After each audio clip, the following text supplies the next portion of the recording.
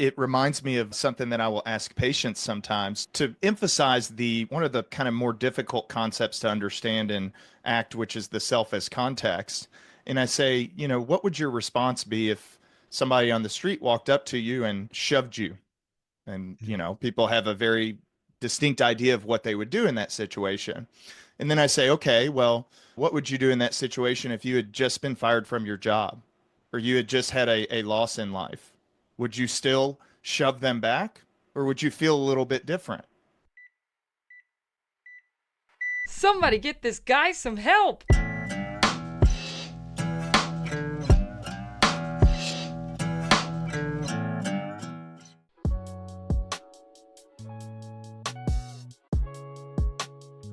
Or, put more simply, If you need help like this guy, call your own doctor. all right. So today on the podcast, we have Trevor Jones. Trevor is a PGA professional and a big proponent of ACT therapy. We'll get more about your story in a minute in terms of your professional playing career and how you segued into coaching and how you got involved with ACT and relational frame theory. I came across your stuff just looking into ACT. I talked to Stephen Hayes, and I think it was about around the same time. I just had been looking at that Demystifying Mental Toughness podcast that you've repeatedly appeared on. And it just strikes me because it seems like there is a whole world of sports psychology that is really revolving around ACT now. I'm a little bit biased, but I think ACT is the best and the most approachable therapy out there. So thank you so much for coming on. I appreciate you being here. And how's your day going? Yeah, awesome. Thank you so much, Ethan. Yeah, and maybe the first of many metaphors in this conversation. Get the ball rolling with this one. But, act and sport is just so hand in glove. Yeah, obviously I'm from a golf background, right? I had played golf at an elite level, worked my way up all the way through the amateur rankings, turned professional, again, worked my way up through those rankings, and really had a lot of, I suppose, elite athletes are always looking for that 1%. So you look at everything, right? You look at your biomechanics, you look at your technique, you look at your health and nutrition, you look at your fitness and, gym work and everything else. And of course, psychology, anyone who plays sport longer than 5 minutes realizes that what goes on between the ears is going to be influential. So I did lots and lots of looking into what we might call more traditional, areas of sports psychology, more historic areas of sports psychology. So I had all the, like as an example, I had a whole kind of book of, I can almost call them like mental gymnastics that I'd do pre-performance, right? So I'd have the kind of the positive affirmations about myself. I'd be writing things down around, great memories of sport. Yeah, I would be essentially pursuing a kind of a feeling of certainty and a sense of confidence, like around my performance. Number one, it's a pretty exhausting way to exist as a performer because, of course, the pursuit of something like a feeling of certainty and confidence means that there needs to be an absence of what? Right? Uncertainty and self-doubt. So, of course, the problem is you're pursuing on the one hand and you're kind of fighting off with the other, right? And all the while, who's hitting the golf shot? Yeah. So I had a defining moment. I was stood on the final hole of a national championship with a two-shot lead, hundreds of people around the back of the green. And, I went through my little process and stood up and, kind of shoulders back and chest out and that whole 9 yards. And then I stood over the ball and then my mind kind of threw at me, don't shank it. Which, if you don't know golf, like that is not the time to shank a ball, right? Because there was a load of trouble on the right, national championship is on the line. And I backed off the ball and I tried my best to fend that off and it wouldn't go away. And I was like, oh crap, right? Because now I'm under time pressure. Like I've got to hit a golf shot. So I stood back over the ball and I remember my mind was just screaming at me that I was going to shank the ball like into the absolute garbage on the right hand side. And I flushed it. Like I flushed the shot literally right down the pin, hundreds of people around the green, pitched pretty close to the hole when it struck it so well it spun back a little bit, and big round of applause. And I'm checking myself like, what just happened? What just happened? Okay, I made it through. I made it. And I'm just like walking to the green like, what the hell was that? And I step up and I two putt, and my mind's still screaming at me that I'm going to mess up. And I remember driving home from the tournament with this national championship trophy in the passenger seat. And I'm looking over at it, and like my experience just did not match what sports psychology at the time had been telling me. Right. It's almost like I just couldn't figure out. I was looking at this kind of equation and I was like, those things don't go together. And I had the seed of something at the time, but I didn't know really what to do with it. And it wasn't until years later, after I'd finished pursuing a career in golf, that I stumbled across acceptance commitment therapy or acceptance commitment training, depending on the kind of the context in which it's used. And that was just like, yes, I was just like, oh my God, like this is it. Like I'm in. I guess that was maybe 7, 8 years ago now. And I've been feet first in the rabbit hole, Alice in Wonderland style since then. And I'm now a mental performance coach working for the Aware Performance Group. I work closely with a great friend of mine, Billy Ryan. And we are, yeah, we're moving in some pretty cool places on a big adventure together. So it's really interesting your experience because it's kind of the opposite of one of the big ACT philosophies in sports, which is, process over outcome. And actually, what happened for you is you recognize that mentally you were deviating from the process, but you got a positive outcome from it. And in that moment, I imagine you were so ecstatic, you were so happy with the result, but actually maybe over time that worked against you because it probably in part reinforced this idea of avoidance, right? Maybe I found a way to avoid those thoughts for long enough to be able to hit those shots and win the tournament. So you, in essence, you avoided the discomfort there, right? And you got the result you were looking for in the moment. Do you think that was actually maybe a little bit harmful in the long term? Because maybe, the mind loves to, if I do a rain dance and then it starts raining, my mind says, oh, well, it must have been the rain dance that created the rain, right? Absolutely. I think there was one of the big things that came out of that was actually a lot of confusion. So my experience wasn't matching up with these kind of pre-formulated rules that I had in my head. Yeah. And these rules around performance, I've playfully dubbed them STDs. So when I sit with athletes, I ask them to keep an eye out for these things. What are these STDs but in this sense, we're talking about socially transmitted dogmas, these ideas, these beliefs, these cultural memes, these dogmas that are just kind of passed down through the water supply. And we just take them as gospel, right? There's this kind of equation in most kind of athletes' heads that in order to perform my best, I must feel confident, kind of the optimal zone of performance, just the right amount of kind of anxiousness and nervousness in the middle of the bell curve, not too little, a bit of a Goldilocks effect, right? Not too much. We need this just in this optimal zone. And the antidote to these STDs is people's experience. When I sit with clients, it's very often think about a time when you've had that thought, oh my God, I'm going to mess up, but you've actually performed.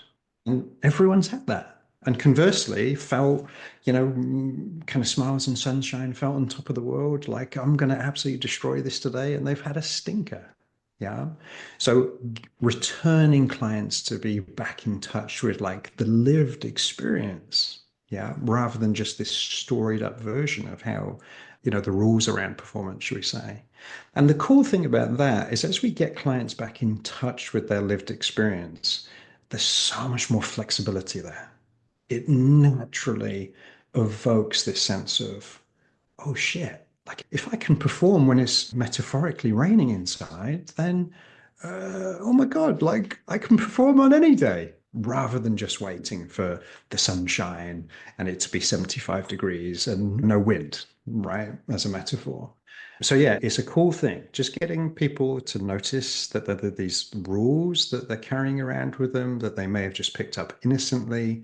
The STD metaphor lands particularly well with college kind of athletes, right? I was gonna say that's an attention grabber. Avoid the STDs. What did you? I thought we were talking about golf. Yeah, What'd you say? yeah, you got it. So it's a really powerful one because again, it gets athletes, sports people, in a different kind of relationship with this kind of questioning. Like, is it all about the confidence? Is it all about the self-belief? Right? There's a kind of another big one, like I must believe in myself. Like I have to be, this other one that concerns me is this kind of rigid discipline. You get into this, almost hesitate to say, but almost like this master slave relationship with yourself. This very authoritarian, like performance can only happen in this kind of space. And of course, it's dehumanizing. If you want a quick route to burnout, then treat yourself like a horse to be whipped. Couldn't agree more. Did you see the tournament last weekend, the PGA, where Rafael Campos got the win? I heard about it, but I'm very curious to hear what you saw in that. The backstory here is Rafael Campos is a PGA golfer, has not been on the PGA for a while, but they have their fall series. And so some of the guys who are ranked a little bit lower are allowed to compete. And the ones who do the best over those 8 events earn a PGA Tour card and get to play in all the bigger tournaments. Well, Rafi Campos has had just a disastrous last year. I think he came in having missed 13 of 14 cuts, said it was the worst year of golf that he's played. And I don't remember if it was before the tournament or if it was maybe before the final round. Somebody interviewed him and, asked him about what he thought about how he had been playing and et cetera, et cetera. And he very quickly becomes tearful because he's just had the birth of his first child, a daughter, the Monday before the tournament starts on Thursday. And he was just weeping, talking about how, you know what, all of this, what happens this weekend, it doesn't matter. He was able to let go of the outcome because he knew when he got home, he had something so much more important and valued in his life. And that was very moving for him. And you might think somebody who's in that, somewhat emotionally volatile state or experiencing high emotions might not be able to engage with their process. But this guy who's missed 13 of 14 cuts, he goes out, he wins the tournament. I mean, I was blubbering like a little baby. I had my little 1-year-old daughter laying on my chest. She's falling asleep. I'm watching the recording. And the minute that final putt goes in, it's waterworks until they stop filming. The emotion was just so palpable. But I hope that Rafi Campos has an understanding of why mentally he was able to win that tournament when he had played disastrous golf up to that point for the last year, in that he was able to let go of the outcome while still remaining engaged with his process. If that's not an example of what we're talking about, I don't know what is. I mean, it's a wonderful story, and just how many more examples do we need of something I want to talk a little bit more about today? But there's this quote that was showing up for me as you were speaking. Being loved deeply gives you strength. Loving someone deeply gives you courage. It's a quote by Lao Tzu, and that quote is 2,500 years old. Being loved by someone deeply gives you strength. Loving someone deeply gives you courage. Like, we see the transformative effect on that, on his performance, on his willingness to kind of walk into the lion's den, so to speak. Like, how many more examples do we need within sport of one of the most powerful reinforcers on the planet is love in terms of human experience? And yet sports psychology is terrified of it. Right? Like, we don't walk into that space because, historically, we need to be in this kind of performance space and we need to put the armor on the athlete and we need this kind of self-talk and we need this self-belief. And it's like applying, the shield and the kind of the armor and the helmet. And of course, what the athlete is doing is, yes, their sense of self might be more safer, let's say, behind all of that. But the more you add, the more clunky they become, the more restricted they become. I don't know if you can imagine like a medieval knight. Do you remember that crazy period they went through where all they could see was through this tiny little slit in the thing, and every little, can I add some more here? Can I add the chainmail? Can I add the thing? Can I, the poor horse is like his back is being broken, and if they fall off the horse, someone can just walk up and just whack them over the head with a stick, right? So this openness, this vulnerability within those relationships, within those connections, we're working into a space there where the openness around that, yeah, like the word vulnerable, the etymology of that means to be woundable. Yeah. So the willingness to walk out into this space, more like you're in your loincloth, right? But you're willing to be there and you've got your whatever your skills are, right? And let's have at it. Let the cards fall as they may. So often in the strength of those relationships and the strength of those connections can afford us the willingness to be vulnerable. And often that's when we're our most effective. It makes me think of Rory. And from 1,000 miles away, I see within Rory, I see a very narrow path for what he needs to do to get to where he wants to get to. It reminds me of something that I will ask patients sometimes to emphasize the one of the kind of more difficult concepts to understand in ACT, which is the self as context. And I say, what would your response be if somebody on the street walked up to you and shoved you? And, people have a very distinct idea of what they would do in that situation. And then I say, okay, well, what would you do in that situation if you had just been fired from your job or you had just had a loss in life? Would you still shove them back or would you feel a little bit different? Right? What if you had just received a promotion? What if you had just got married and you were full of love and, you were full of grace? Would you still shove them back?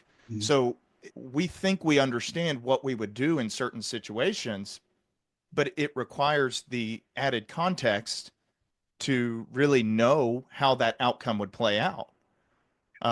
So anyway, I don't know if you have any other thoughts on kind of Rory's mental game and the struggles that he has gone through, especially with that, missed 3-footer. Can't remember what tournament, but one of the major tournaments. Yeah, absolutely. And I love the space you're working in that you're walking towards there with athletes around understanding, number one, how we relate is very context dependent, but also recognizing that there is a part of us that can shift across all experience and remain consistent. Yeah. I don't know if you're willing to just do a little exercise just really quickly with regards to that. If you've got a pen and a piece of paper, and you might even be able to add the graphic up later on, right? What I want you to just draw here is like a capital a capital I. What I'd like you to do is we're then going to do a little I for different parts of your experience. So maybe I'll put down, for instance, I as a mental performance coach, and then a small I as a father. We're starting to kind of fill this in with these small I's that represent ourselves in different contexts. So I as a golfer, and the memory of me winning the Welsh National Championship, that's a part of me, right? So there's another I. Like, I don't know if you want to kind of, I'm 5'11", I have brown hair, right? I am a father. I am a practicing psychiatrist. I am a son. I am a golfer. I like spicy foods. Yeah. I like watching movies with my two boys. So we're just starting to flesh out. And if I was doing this with an athlete, we could start recalling different performances. The I that won the event, the I that had a training injury, the I that missed the putt on the final hole. And we just start really filling that in. Like the whole thing starts to get filled up. And what we start to see within that is that we contain multitudes, as Walt Whitman once famously said. But also notice that there's this container, this capital I, right? What's that part of us that is the container of all of these different experiences that we've accumulated? Building that sense of self, that there's a part of us that is bigger than just that moment, just that memory, just that performance, is a really, really cool place to play from. And I think there's a couple of ways of getting in touch with this sense of self, which I think this sense of self, ironically, we don't experience in isolation, if we want to kind of say it that way. It's how we really connect and relate to others. And if you'd be willing, I'll just roll you through an experiential exercise that I've come up with over the last few years called the six breaths. And this is something I think that kind of brings all of these things together. And then I've got a couple of cool stories about this six breath exercise afterwards, if you'd be willing to do that. Sure. Okay.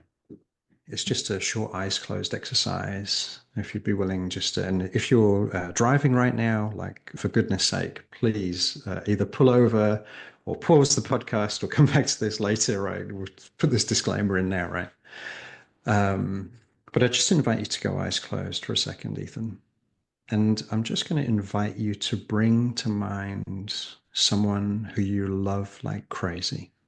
Someone who you love in the most unreasonable kind of way, that kind of open-heartedness. And have there been times over the years where maybe they caught you looking at them, and maybe they could see in your eyes just how much you loved them? And I wonder if you could bring to mind where they might be in this moment. See if you can picture the space they inhabit, and even their posture, like how they hold their body. Maybe even you can notice the expression on their face right now.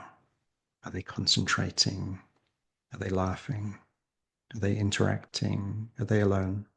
Let's see if you can notice what expression they might be wearing. I just invite you to now notice how they might be breathing in this very moment. And I'm just going to invite you for the next 6 breaths to see if your breathing of here and now can match their breathing of there and now.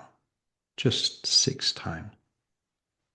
Allow your chest to rise and fall with theirs, and breathe.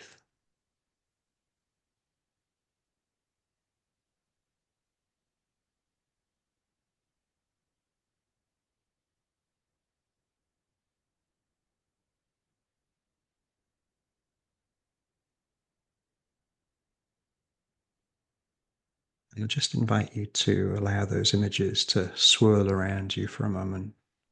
And just whenever you're ready, in the next breath or two, allow eyes to come open for a moment and back into the conversation with me. I just wonder, from the strength of that connection, whether you would be more or less willing to do something hard, and whether you would be more or less willing to take that step that hasn't been taken. Yeah. And I just want to put this out there, okay? I've got lots of elite golfers as clients. You could very well know some of their names, right? And I've had a client on the final hole of a tournament being watched by many, many, many people, televised tournament. On the final hole of the event, with a one-shot lead, they were stood behind their ball doing this exercise, right? And then hitting a shot right down the pin, flushing the ball. There's gold in the strength of those connections. Yeah. I'd be curious to hear what that was like for you and what showed up for you. The first thing that that showed up were my kids in succession, my youngest daughter and then my son, and it morphed into my grandmother and imagining her sitting on her back porch breathing and actually watching the golf course that is adjacent to her condominium. And it just instilled this sense of calm. I could imagine if I was, engaged in some outcome-based measure, that it instilled this sense that, you know what, that outcome is somewhat irrelevant to the love that exists in my life. From that mindset, it makes it so much easier to engage in things that are not necessarily going to be easy, that you may have perils and pitfalls, or you may fail. And all of that is okay in the context of that love that you experience, that love that Rafi Campos experienced. Yes. It Yes. it brought me back to, I believe it was a podcast with Stephen Hayes, and I think he was on a guy named David Pewter's podcast. David Pewter had a third year medical student who was interested in going into psychiatry, and he talked about one of his therapeutic experiences with a client was really, really struggling after a absolutely tragic death of their 3-year-old daughter. Everything happened right in front of them. The daughter went into a seizure at home and it never stopped, something called status epilepticus. And obviously the mother was just struggling mightily with this. I cannot imagine the challenge that that would bring. The thing that this medical student who was aware of RFT and ACT, the way that he was able to make progress there was very much related to what you just said. He had the client or the patient, he said, I want you to imagine your daughter in those final moments looking up at you, looking into your eyes, seeing the love that you had for her in that final moment. And it doesn't take away the pain, but it inserts the piece of the story that our minds are not programmed to focus on, right? Our minds are programmed to focus on survival and beyond everything to focus on things that could harm us pretty directly. It also will come up with ideas that we would want to put into action that would improve our survival, but those can also make us feel bad about ourselves that, oh, I thought about all these things, which the mind will generate dozens, hundreds of these ideas every day, and I didn't put enough into action. But I think, and you've talked about this old branch of pop psychology that just think positive, just be positive. I now call them flat earthers. Yes, yes. Just think positive. This false sense of I'm so confident, I'm so confident. But, I think people misunderstand the field of positive psychology. So to me, what you're doing with positive psychology is you are appropriately and consciously tipping the scales back towards neutral. You recognize you've got a mind that is programmed to focus on the negative, and it's important for us to consciously insert the positive pieces of our story because otherwise you're just dealing with the negative. So it's not avoid and pretend like the mind and that negative focus doesn't exist. It's let me consciously insert the other pieces of this story to provide the appropriate balance to it. Yeah, beautifully said. And very often pop culture and the West can do a pretty tremendous job taking great ideas and just strangling them, right? What I would say, you've spoken to something which everyone can relate to, in that to have a mind that is incredibly threat biased. And of course, you talk about being on a golf course or a basketball court or a American football field, and you have threats everywhere. Okay. Like in some cases, physical threats, right? And my assumption with the six breath exercise is the aloneness that sometimes, that often comes with being an athlete and the athlete journey. If we think about that from an evolutionary standpoint, Barlow, the famous kind of social psychologist who did all the research with monkeys, very famously said a lone monkey is a dead monkey. So in that space of athletes sensing that alone in the wilderness on this athletic journey, why not give them the connection that, because the first thing that we're going to do if we find ourselves alone in the wilderness, evolutionary speaking, is we're going to look for the group because there's safety in those connections. And especially if they're the type of relationships that will, fight side by side with you, right?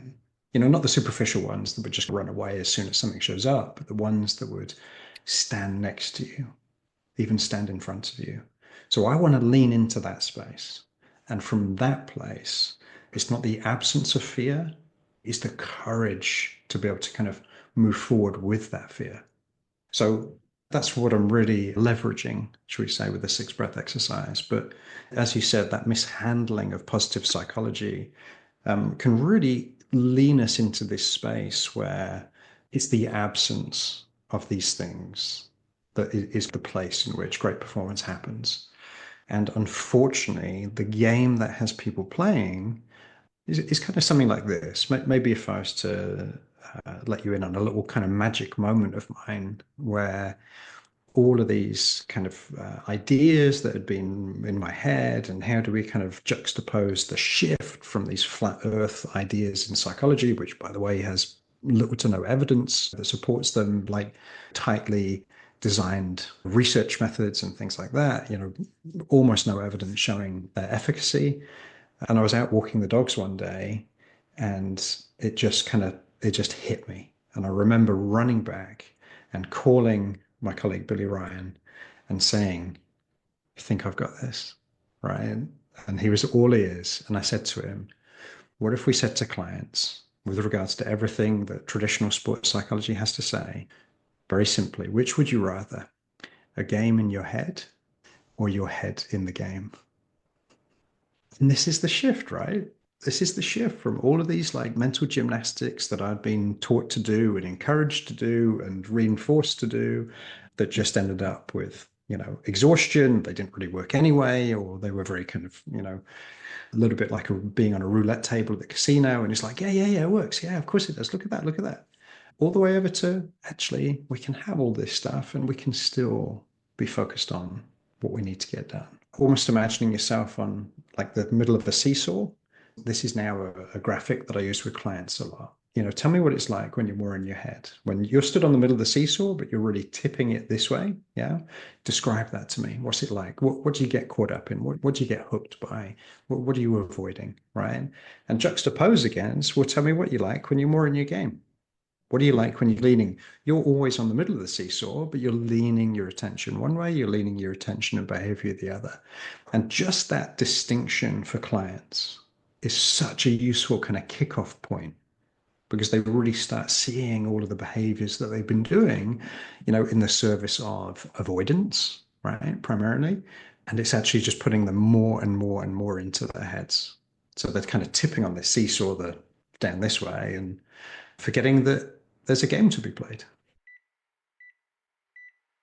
Somebody get this guy some help!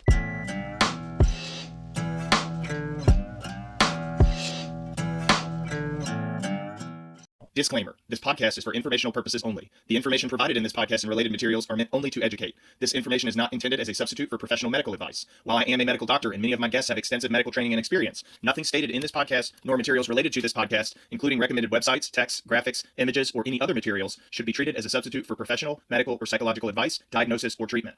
All listeners should consult with a medical professional, licensed mental health provider, or other healthcare provider if seeking medical advice, diagnosis, or treatment.